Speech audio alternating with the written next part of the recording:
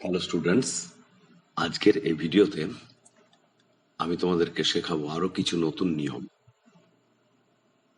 যাতে তোমরা সহজে অ্যাফার্মেটিভ থেকে নেগেটিভ সেন্টেন্সে পরিবর্তন করতে পারো। হ্যাঁবাচক থেকে নাবাচক বাক্যে পরিবর্তনের এই নিয়মগুলি মন দিয়ে দেখো, তাহলে নিশ্চয়ই তোমরা শিখতে পারবে কিভাবে এই ট্রান্সফরমেশনটা খুব সহজে করা যায়। আমি তোমাদের বিকাশের,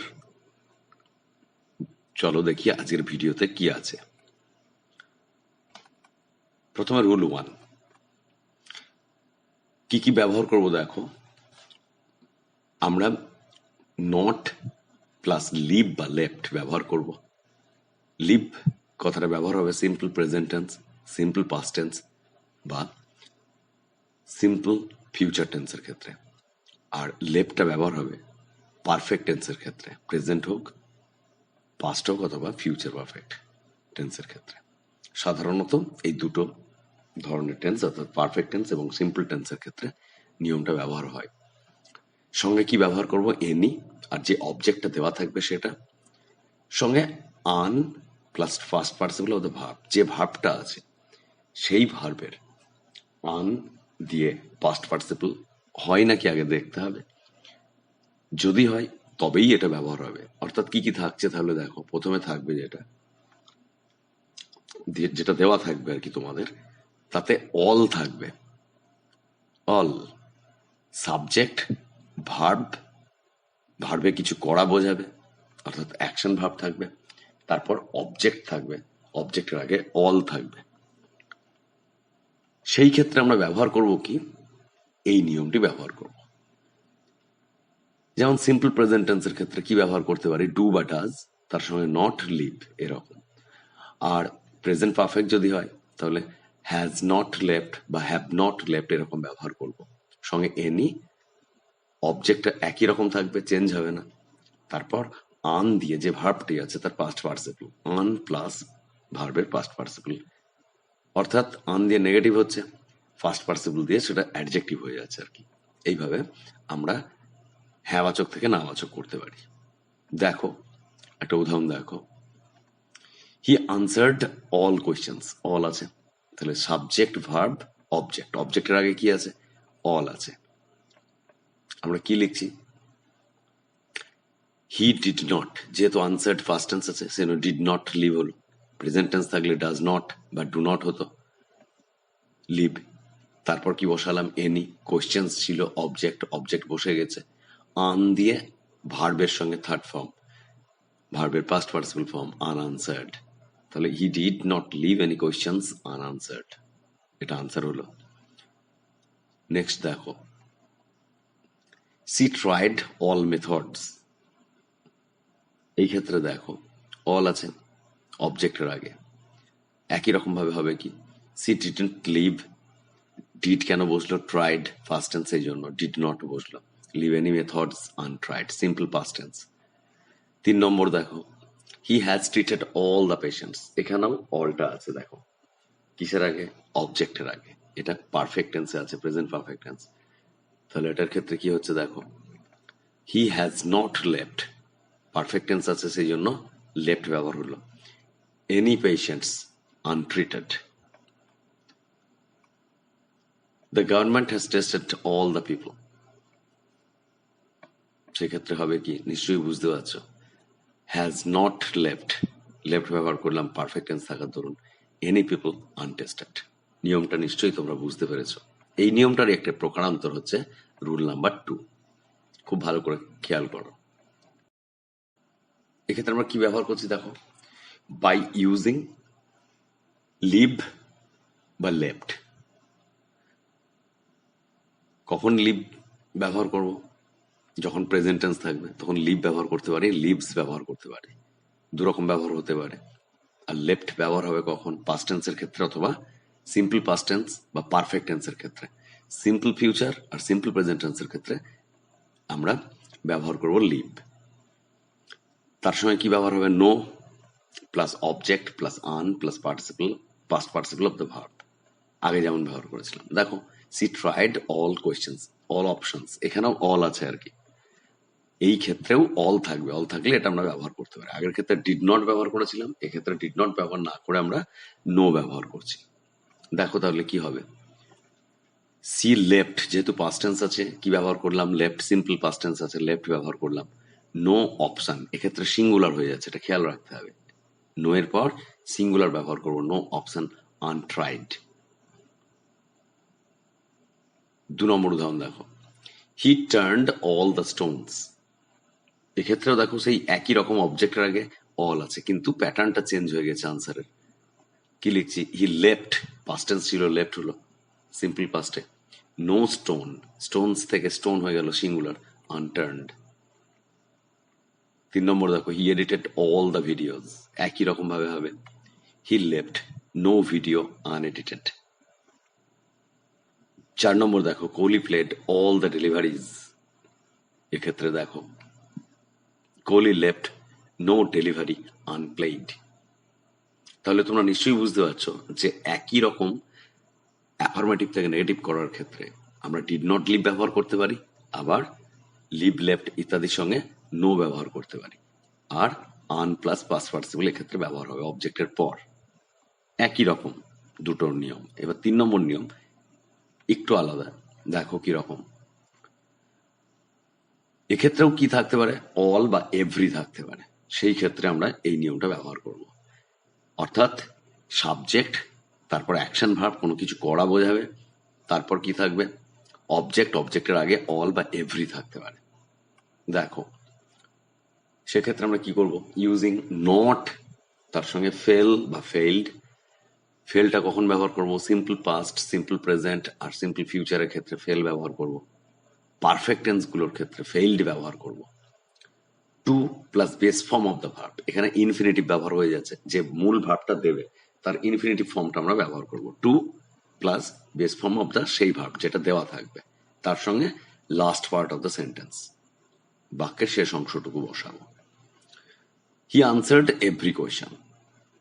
তাহলে নিশ্চয়ই বুঝতে পেরেছ যে পাস্ট টেন্স আছে, ডিড নট হবে। He did not fail, did not fail. Present tense থাকলে ডাজ নট বা ডু নট ফেল লিখতাম, আর পারফেক্ট টেন্স থাকলে অবশ্যই হ্যাজ বা হ্যাভ থাকতো, তার সঙ্গে হ্যাজ নট ফেইলড বা হ্যাভ নট ফেইলড হতো। টু আনসার, আনসার ছিল, ওখান থেকে আমরা ইনফিনিটিভ কি করলাম, টু আনসার। এভরি কোয়েশ্চেন ছিল, এভরি কোয়েশ্চেনই থেকে গেল, last part of the sentence একই রকম থাকলো, কোনো চেঞ্জ হলো না। তাহলে নিশ্চয়ই বুঝতে পেরেছো ফেল দিয়ে আমরা কিভাবে নেগেটিভ করতে পারি। 2 নম্বর দেখো, she cleaned all the rooms. এক্ষেত্রেও দেখো she didn't fail to clean, ক্লিনটা ছিল ভার্ব, সেটাকে আমরা কি করলাম, টু প্লাস ক্লিন, প্রেজেন্ট ফর্মটা ব্যবহার করলাম, বেস ফর্মটা ব্যবহার করলাম, দিয়ে ইনফিনিটিভ করে দিলাম। অল দ্য রুমস, বাকি রেস্ট অফ দ্য বাক্য যা আছে শেষ অংশটা একই রকম রাখলাম। 3 নম্বর দেখো, we did all the homework. We did not fail to do all the homework, একই রকম। 4 নম্বর দেখো, he ate all the sweets. He didn't fail to eat all the sweets. এখানে যদি ইটস থাকতো তাহলে আমরা ব্যবহার করতাম ডাজ নট ফেল। নিশ্চয়ই বুঝতে পারছো ফেল দিয়ে আমরা কিভাবে নেগেটিভ সেন্টেন্স করতে পারি অ্যাফার্মেটিভ থেকে। খুব সহজ নিয়ম, একটু দেখলেই মনে রাখতে পারবে। ফেলের সঙ্গে আমরা কিন্তু ইনফিনিটিভ ব্যবহার করছি, আগে লিভের সঙ্গে বা লেফটের সঙ্গে, সে ডিড নট হোক বা লেফট নো হোক, তার সঙ্গে আমরা কিন্তু ইনফিনিটিভ ফর্ম ব্যবহার করিনি, আমরা ব্যবহার করেছিলাম আন দিয়ে পাস্ট পার্টিসিপল। এবার 4 নম্বর নিয়ম দেখো, by adding do not forget miss fail to before an imperative sentence. যদি তোমাকে কোনো আদেশমূলক, নির্দেশমূলক কোনো বাক্য দেয়, যে বাক্যগুলো ভার্ব দিয়ে শুরু, তার তোমাকে নেগেটিভ করতে হবে। বাক্যটা শুরু হচ্ছে কি দিয়ে, ভার্ব দিয়ে।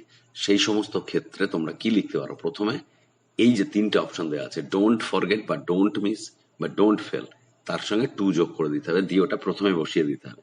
খুবই সহজ নিয়ম, এটা তোমরা যে কোনো ইম্পারেটিভ সেন্টেন্সের ক্ষেত্রে ব্যবহার করতে পারো। ইম্পারেটিভ সেন্টেন্স জানো, যেগুলো ভার্ব দিয়ে শুরু হয় সাধারণত, সেই সমস্ত বাক্যের ক্ষেত্রে আদেশ, উপদেশ, নির্দেশ এগুলো বোঝায়, অনুরোধ ইত্যাদি বোঝায় সেই ক্ষেত্রগুলোতে। দেখো কিরকম, এক্সাম্পলস দেখলে ক্লিয়ার হবে। 1 নম্বর, ডু ইট ইউর সেলফ, তুমি এটা নিজেই করো। এই ক্ষেত্রে দেখো, do not forget to do it your self, এটা নিজে করতে ভুলো না, এই কাজটি নিজে করতে ভুলো না। এক্ষেত্রে ডু নট ফরগেটের জায়গায় আমরা ডু নট মিস বা ডু নট ফেল দুটোই ব্যবহার করতে পারি। যে কোনো একটা ব্যবহার করতে হয় 3টে অপশনের মধ্যে, তার সঙ্গে টু যোগ হবে, দিয়ে যে বাক্যটি আছে সম্পূর্ণ গোটাটা একই রকম বসে গেল। দেখো 2 নম্বরটা দেখো, go to the classroom now, এক্ষুনি যাও ওখানে। Do not miss to go to the classroom now, এক্ষেত্রেও তুমি ওই 3টের মধ্যে যে কোনো একটি অপশন ব্যবহার করতে পারো। 3 নম্বর দেখো, respect your elders, do not fail to respect your elders, এক্ষেত্রে ডু নট ফরগেট লিখলেও হবে, ডু নট মিস লিখলেও একই অর্থ থাকছে। 4 নম্বর দেখো, প্রিপেয়ার ইউর রিলেশনস কেয়ারফুলি, প্রিপেয়ারটা হচ্ছে ভার্ব দিয়ে শুরু হচ্ছে, মানে ইম্পারেটিভ সেন্টেন্স। এক্ষেত্রে কি করছি দেখো, ডু নট ফরগেট বা ডু নট মিস বা ডু নট ফেলের যে কোনো একটি বসিয়ে দিলেই হবে, তার সঙ্গে টু যোগ হবে, ডু নট ফেল টু, তারপর যা আছে প্রিপেয়ার ইউর রিলেশনস কেয়ারফুলি, সবটাই বসে যাবে এরকম। তাহলে এটা খুবই একটা সহজ নিয়ম, যার দ্বারা আমরা কি করতে পারি, ইম্পারেটিভ সেন্টেন্স গুলোকে কিভাবে নেগেটিভ করা যায় নিশ্চয়ই বুঝতে পারছো। এবার রুল 5 এ এসো, এটাও খুব ইন্টারেস্টিং একটা নিয়ম। 2 রকম জিনিস থাকতে পারে, কি, সাবজেক্ট তার সঙ্গে have has had plus noun, এরকম থাকতে পারে। মানে 3টে, সাবজেক্ট তার সঙ্গে ভার্ব তারপরে নাউন অবজেক্ট হিসেবে থাকতে পারে, আবার কমপ্লিমেন্ট হিসেবেও থাকতে পারে। 2 নম্বর দেখো কি থাকবে, বি ভার্ব প্লাস অ্যাডজেক্টিভ, অর্থাৎ সাবজেক্ট থাকবে তারপর বি ভার্ব, মানে অ্যাম ইজ আর ওয়াজ ওয়ার এর মধ্যে বা উইল বি শ্যাল বি এগুলোর মধ্যে একটা থাকবে, তার সঙ্গে কি থাকবে, অ্যাডজেক্টিভ থাকবে।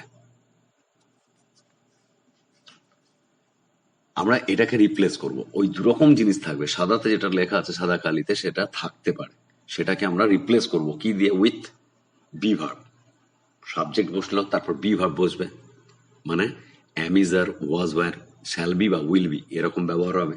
তার সঙ্গে কি যোগ হবে, not plus without plus noun, noun যদি দেওয়া থাকে আমি নাউনটাই বসাবো, আর যদি অ্যাডজেক্টিভ থাকে তাহলে অ্যাডজেক্টিভটা নাউন ফর্ম বসাবো। অর্থাৎ দ্বিতীয় ক্ষেত্রে অ্যাডজেক্টিভ থাকতে পারে, সেক্ষেত্রে আমরা সেই অ্যাডজেক্টিভটার নাউন ফর্ম বসাবো। ফর এক্সাম্পল, যদি হ্যাপি থাকে আমরা হ্যাপিনেস বসাবো। দেখো উদাহরণ দেখো, খুব ক্লিয়ার হয়ে যাবে। হি ইজ হ্যাপি প্রথমেই আছে দেখো, তাহলে কি লিখতে হবে, আমরা প্রথমে সাবজেক্ট বসাবো, লাল কালিতে যেটা আছে সেটা হচ্ছে নিয়ম, কিভাবে চেঞ্জ করবে ওইগুলো থাকলে।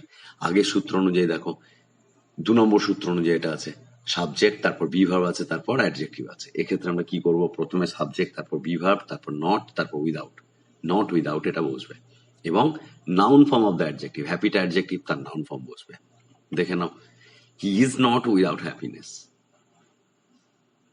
আশা করি তোমরা নিশ্চয়ই বুঝতে পেরেছো ব্যাপারটা কি হলো। এবার 2 নম্বর এসো, হি হ্যাড এ বিগ কার, এখানে দেখো হ্যাভ ভার্ব এর সঙ্গে আছে, তাহলে সাবজেক্ট আছে তার সঙ্গে হ্যাভ ভার্ব আছে পাস্ট টেন্সে, এ বিগ কার এটা নাউন আছে আর কি, নাউন ফ্রেজ একটা কারকে বোঝাচ্ছে।